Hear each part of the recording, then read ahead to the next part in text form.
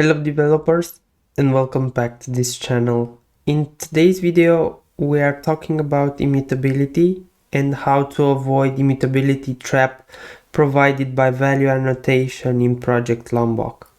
I know many of you are using on a daily basis Project Lombok when writing code, but we should be very careful with this because we might end up into non-immutable state with our class if we are not paying enough attention. So let's get into this. I have created here a practical example for you guys. It's a demo application in which I have added a user class with the following parameters: full name, age, and grades, and I have annotated it with the value from the project Lombok. And into the official documentation, it is stated that the value annotation creates immutable classes very easily. And let's see into the reference guide what's generating under the hood from this value annotation. We have the getters. For class fields, all the fields will mark default as final and private. We will also have all arguments constructor generated by Lombok, toString and equals and hash code overridden. So that being said, this should be our immutable user object, and into the main method I have created the fields required to create an immutable user object. I have created here the full name, which will be John Doe, its age will be 23, and the list map of grades. We'll have math, literature, history alongside the GPA. Okay, and the GPA is just a number. It's 8.5 out of 10 or something. Okay, and into the next step I have created the immutable user with these fields.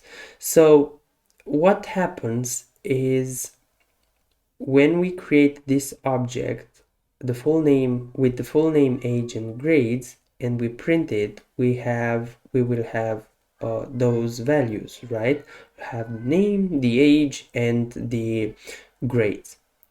And let's say that in addition, we want to add another grade into this grades map. And let's see if those changes are reflecting into our immutable user as well. And if so, we will see why and how will this happen. Right, so as we can see, it reflected because initially when we created the user, the grades were only 3. It was the literature, history, and math. And in the second step, we have added another grade into our grades list, and this change reflected also into our immutable user class. So what happened? By default, if we de-Lombok the class, we will see that in the constructor the grades are parsed as a reference to this grades object within this class. So what actually happens is that we are creating here the grades object, and into the constructor of the user we are parsing it as a reference, correct? And into the constructor, this grades does not hold a copy of the values contained into this grades parameter, but instead it's holding its reference. So by holding its reference means that whatever happens to this grades object over here, changes will be reflected into the user as user grades as well. To prevent this from happening, we need to, instead of parsing the reference here into the grades, we need to parse a copy of the grades.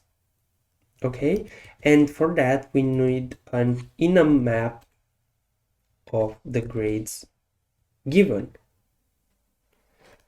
And what will happen here, for this case, we will not see these grades from the user modified, even though we are modifying this grades map. Right now we are parsing into our user a copy of the grades created at the line 12. But let's say that we are interested in getting the grades from the user. And what we want to do, we want to extract them into another map, and we want to say them extracted grades. And from the immutable user, we want to get the grades. And from the extracted grades, we want to add, and we will add computer science with a grade of, let's say, 9.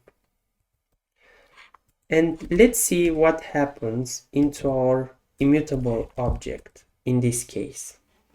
So in the constructor, we have now created the copy of the grades parsed at the line 18. But when we want to get the grades from the user, we'll see that this method here will modify our immutable user grades.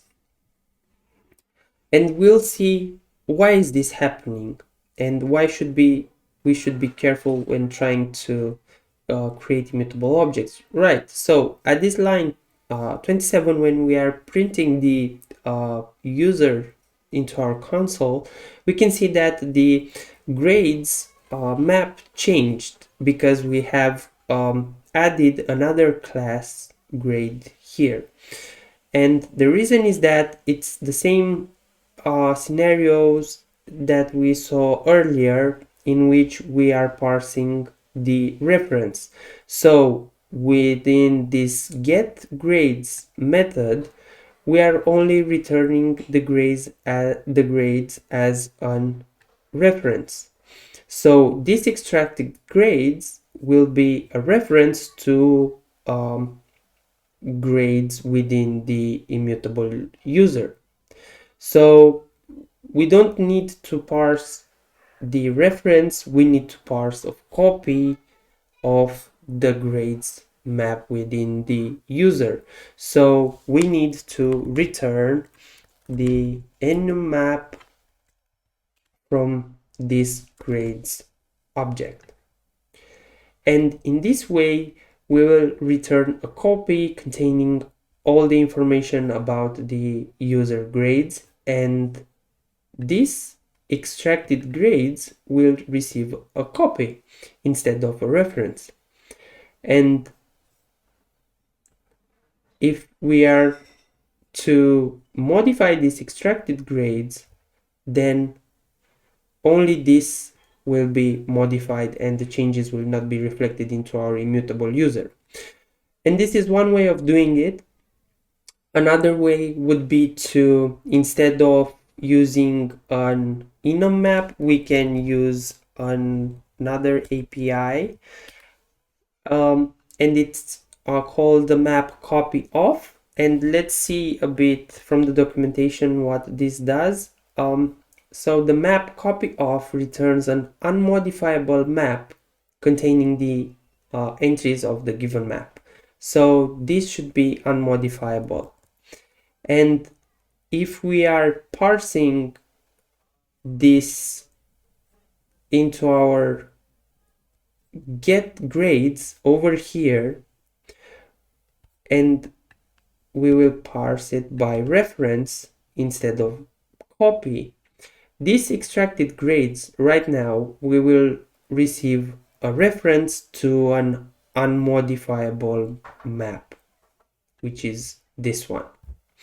So trying to update it at the line 26 will end up in an error thrown saying that you cannot modify an unmodifiable map. So this is another way of achieving immutability within our code. Thank you very much for watching, guys. I hope you'll find this video very helpful. Also, always be aware when working with value annotation provided by Project Lombok in achieving immutability. And remember to always work with copies of the objects instead of their reference. So in this way you can achieve immutability. As we can see here, our journey reaches its end. So see you in the next one. Bye.